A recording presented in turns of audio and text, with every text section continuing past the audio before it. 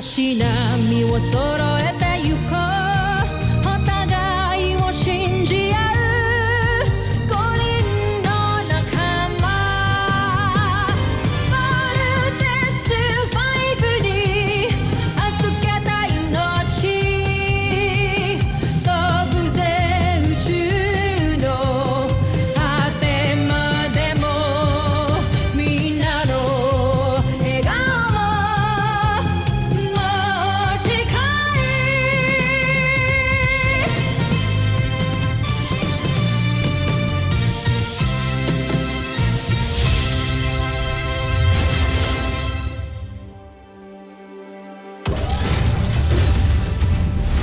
Ang nakaraan sa Voltes 5 Legacy. Let's fight! Speed! Huwag kang magpapatalo, Leg! All weapons ready. Ultra electromagnetic beam! Leg, tumakas ka na. Halika sa impilan ngayon din. Tumata ka siya. Napuli natin. Ifayaan na natin siya. We have to go back to the camp. Jamie, ito na yung chance natin para patumbayin yung Beast Fighter na yun. Meron pa tayong Beast Fighter na kailangan harapin sa camp. Okay, acknowledge. Let's go back. Everyone! Raise yourselves!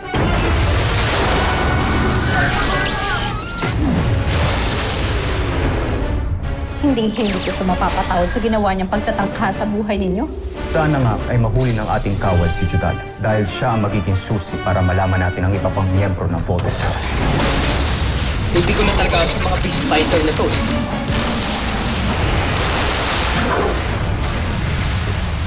Asan yung Beast Fighter na wala? Tumakas ata siya. Sinadya kong patrasin ang ating armada sa gitna ng laban nang sa gayon ay tumaas ang kumpiyansa ng Voltes 5. Sa oras na tumaas ang tiwala ng Voltes 5 sa kanilang mga sarili ay mamaliitin nila tayo at tignan ko na lamang kung hindi sila masorpresa sa mga plano natin. Siguraduhin mo lang gagana ang iyong plan dahil kung hindi, akong unang madidismiss. Madidismaya lang? Ang general mo na pala ngayon na nagdidesisyon para sa'yo. Pagbibigyan kita! Hindi para patunayan ng sarili mo, kundi para aliwin ako! Muntik ako mabaril kanina at kung hindi ako alisto baka mamaya napatay na niya ako. Bakit hindi mo ginagawa trabaho? Pasensya na ho, ma'am. Siguro yun yung time na nag-report ako sa security office. Not acceptable. Wala kang puwesta. Tawag ko si Judy para pamukha sa kanya yung ginawa niya. Huliin ko siya. Marami tayong malalaman sa mga busing kapag nahuli natin si Judy. Judy, nandito ka ba? Wala si Judy dito, kuya. Dito ka lang. Baka bigla siyang dumating. Tawagan mo ako agad. Siguraduhin yung may katuturan ng pinunta ko rito. Natitiyak kong kagigiliwan ninyo ang ipapakita namin ni General Draco. Ngayon na, General Draco. Ano sa tingin ninyo, Joe? Namangha ba kayo? Kumanda ka, Voltes 5. Ito na ang katapat mo.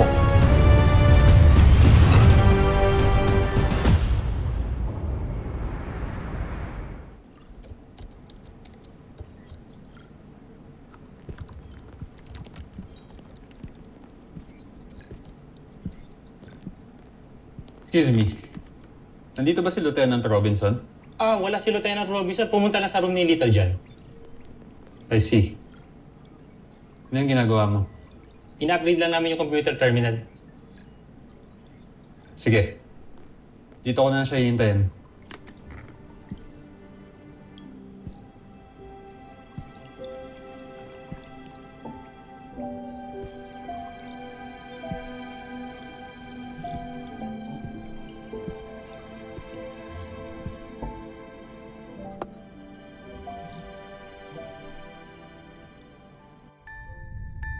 Doble ang lakas na mga kalaban ni Voltes 5, mahal na prinsipe.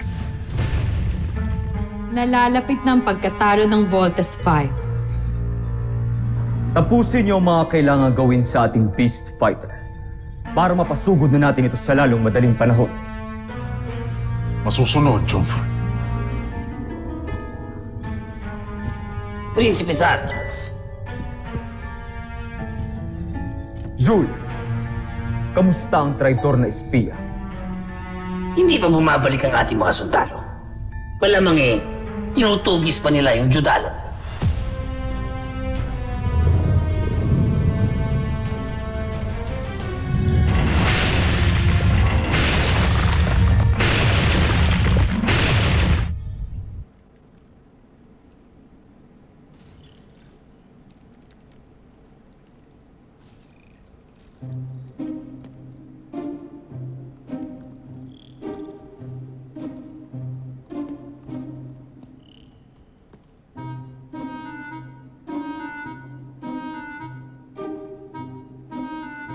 Sir, hindi mo nahihintay si Lieutenant Jamie? I changed my mind.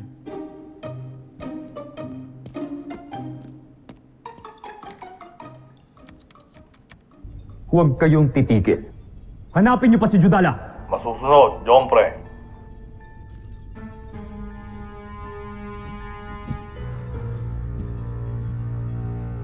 Veru, anong ulat? Terung Judala the Queen of Dea, Joffrey. Sa tingin ko, nakatakas na siya rito sa kastilyo. Puntahan niyo siya sa kanyang tirahan. Baka doon siya nagtatago. Ipapadala ko sa iyo ang lokasyon.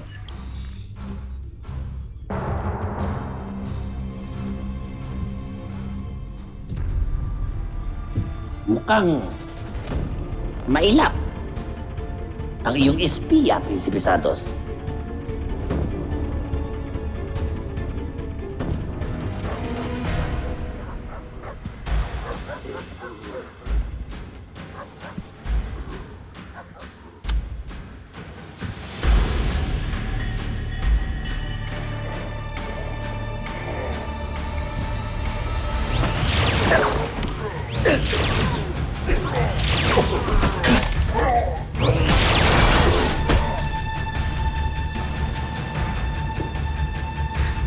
Lakas ng baril mo, ha?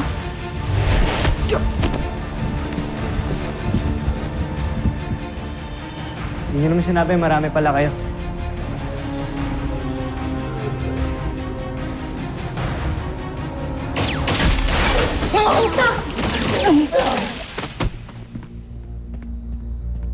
Judy! Steve, hindi akong kalaban ninyo.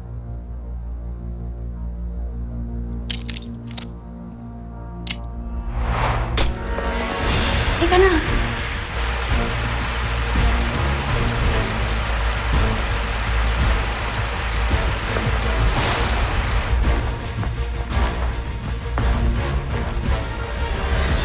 Tao ka ba nakakampi ng mga Buzanian? O Buzanian ka na mukhang tao? Steve, wala na tayong oras, okay? Mamaya ako na ipapaliwanag ang lahat. Halika na.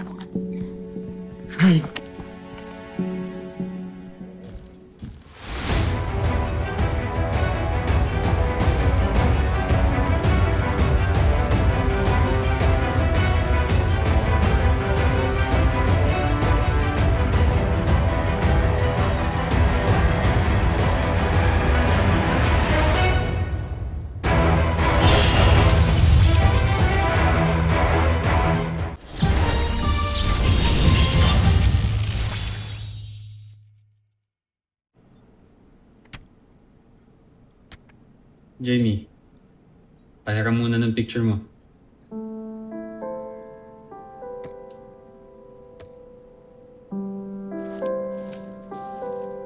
Alpha. Nay, Tay. Ito si Jamie Robinson.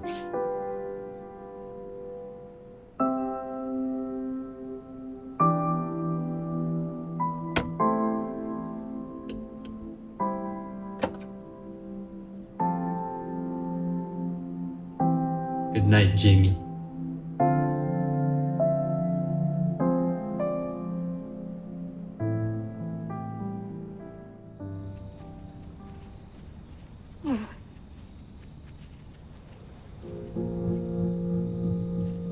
Wala na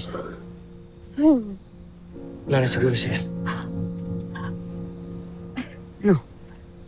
Kaya pa bang tumakbo?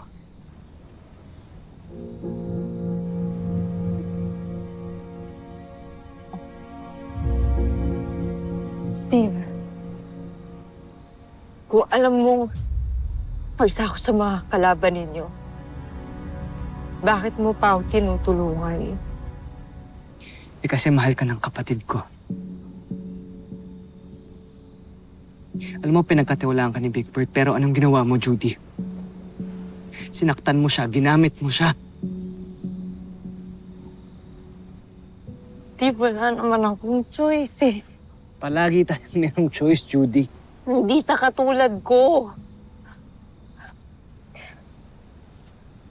Nakikita mo, di ba? Iba ako. Wala akong sungay. Sa mundo namin, tinuturing ng mga alipin ang katulad ko. Kaya yun yung mga kawal na nakalaban natin kanina. Sila ang mga kinoconsider na normal sa Bozan. Eh ako, alipin ako na kailangang sumunod sa mga utos. Gustong-gusto ko namang umalis. Gustong-gusto kong tumakas. Pero hindi ko magawa. Kasi biyag nila yung kapatid ko, Steve. Inutusan na lang ako mag-espiya. Prinsipe Zardos. Sino si Prinsipe Zardos?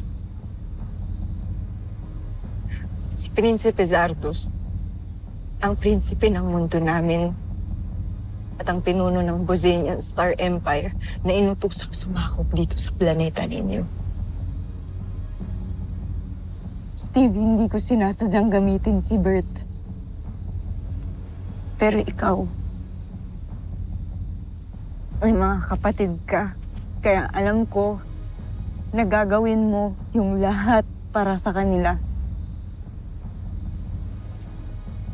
Kaya ito, yung magagawa ko na lang, protektahan si Bert. Protektahan kayo. Hindi alam ni Prinsipe Zardos ang totoo tungkol sa inyo. Hindi ko sinabi sa kanya na kayo ang mga totoong piloto ng Voltes. Bakit mo kami pinotektahan? Kasi mahal ko na yung kapatid mo. Mahal ko na si Bert. Gusto kong makapag-explain. Gusto kong masabi sa kanya to lahat. Pero kung hindi ko na magagawa, ikaw na lang magparating sa kanya, please. Ng lahat ng sinabi ko. Sabihin mo sa kanya na mahal na mahal ko siya.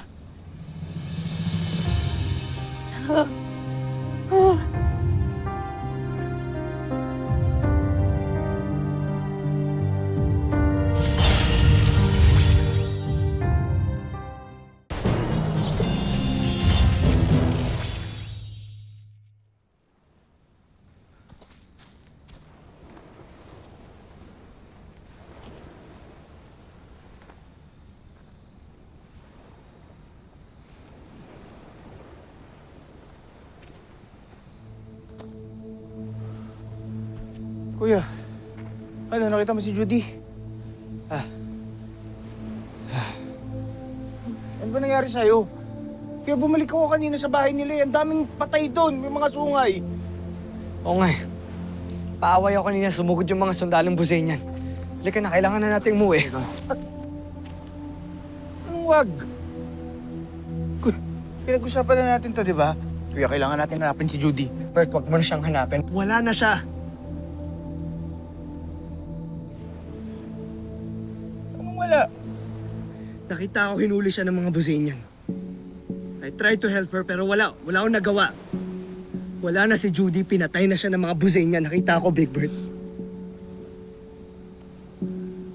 Kuya, spy siya. Spy si Judy. Paano siya papatay na sarili niya? Hindi ko alam. Baka tapos na yung mission niya or pumalpak siya, nagalit yung... Hindi ko alam, Big Bird. Basta nakita ko, pinatay siya ng mga Bozanian. Pinatay nila si Judy. I'm sorry. Nakita kayo kanina?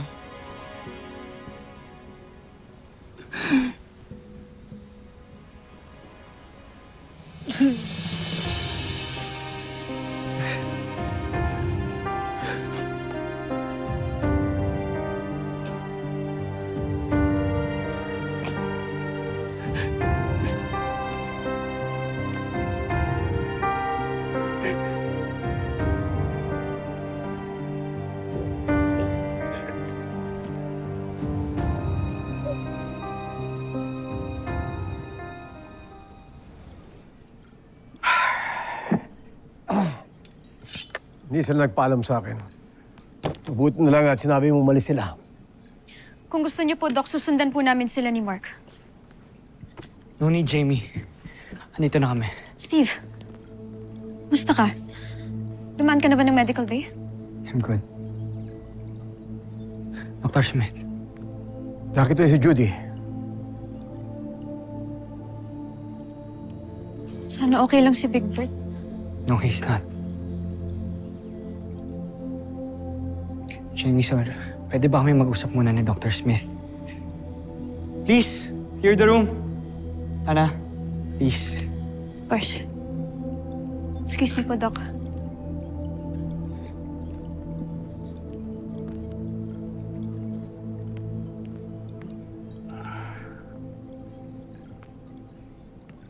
Nakita mo si Judy. Yes, Dr. Smith. Pero wala pa nun si Big Bird. She even admitted the truth na isa siyang spy ng Bosenia. But don't worry, Doctor. Tumiwalag na siya. Hindi niya pinahamak ang Voltes team kay Prinsipe Zardos. Wait. Prinsipe Sardos? Yes, Dr. Smith. Siya yung leader ng Bosenian forces. Siya yung may gustong sumakop ng planet natin. Pero iba ho si Judy. Naniniwala ho ako sa kanya. Alam kong mahal niya talaga si Big Bird, kaya niya tayo pinotektahan eh.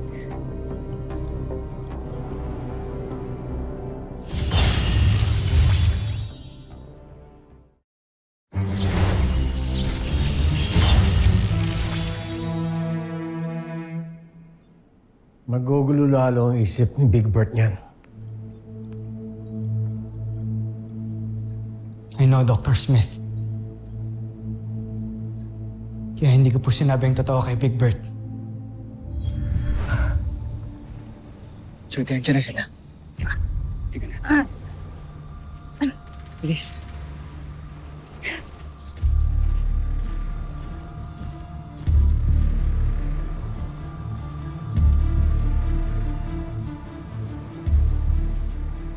Dito lang sila. Maaaring nagtatago lang sila.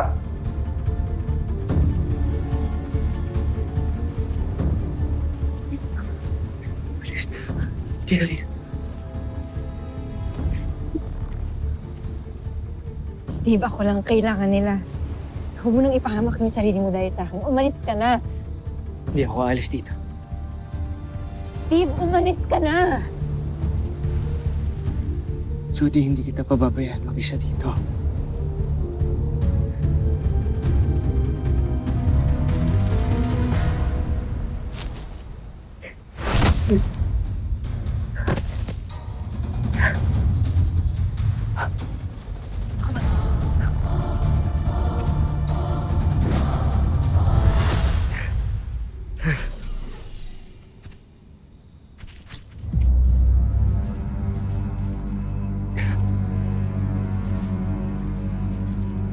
Mulit na tayo sa bagong himpilan.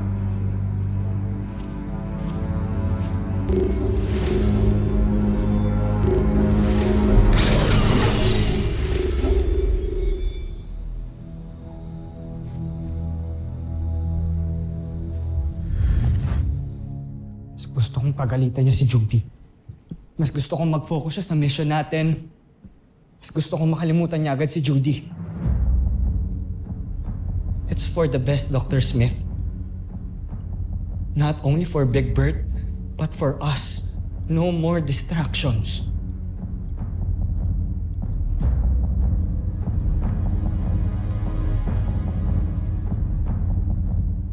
I trust your decision, Steve. Sana na makatulong to kay Big Bird.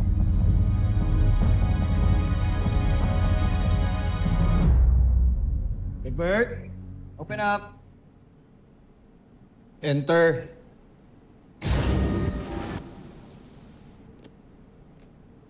Big Bird. Kalat naman ang kwarto mo, Big Bird. Roberto, hindi mo inaayos to. Oh, laki oh. Ano ba yan? Gila mo nga yan. Bro, party. Beach area ngayon. Ano kami lahat? Let's go. Ano man tayo? Go, Brody. Pas. Ito lang ako. Halika na. Halika na. Andun kami lahat, nahanap ka namin. Saan namin chicks? Papaalala kita. Hindi ako interesado. Saka sa tingin mo ba makakalimutan ko si Judy? Pag pinalibutan ako ng mga chicks doon? Kaya please. Kaya pabayaan mo na ako. Dito lang ako.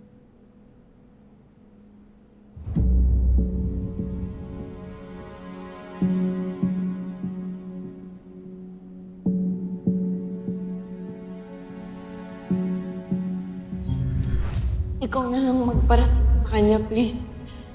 Ng lahat ng sinabi ko. Sabihin mo sa kanya na mahal ko siya. Bro, I'm sorry.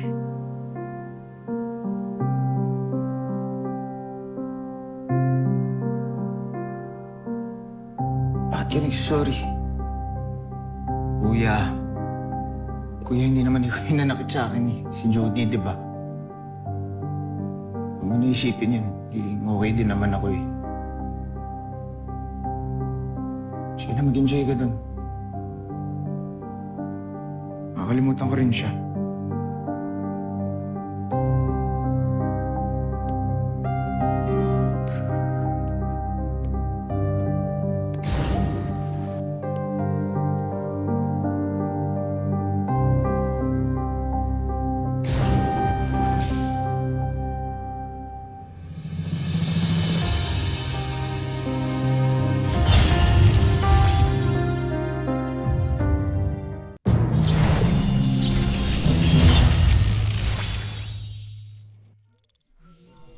Patawad, Prinsipe Sardos. Pero hindi na namin siya makita. Malamang namatay na siya. Sayang. At hindi sa kamay ko siya namatay. Makakaalis na kayo, Vero.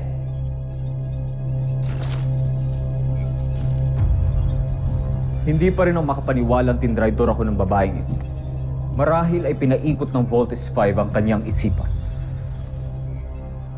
Prinsipe Zardos, handa na ang ating Beast Fighter. Mahusay. Huwag na tayo mag-aksaya ng panahon. Pasugurin ang ating Beast Fighter sa Camp Big Falcon. Prinsipe Sardos, sigurado ako na eto na ang Beast Fighter na wawasa. Sabi ko kayo.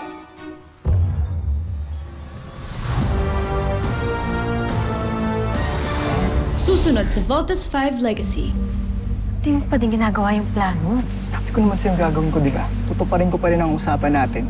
Oras na para maghasik kayo ng lagim. Sugod, Taiga! Sugod, Nek! Tapos mo na silang lahat! Yan yung dalawang Beast Fighter na kalaban natin. Parang nag-combine ata sila. Parang na-bolt-in din sila, kuya. Taiga! Nek! Magpakitang gilas kayo! Patayin niyo silang lahat! Okay, let's go, team! Godspeed, Voltes 5!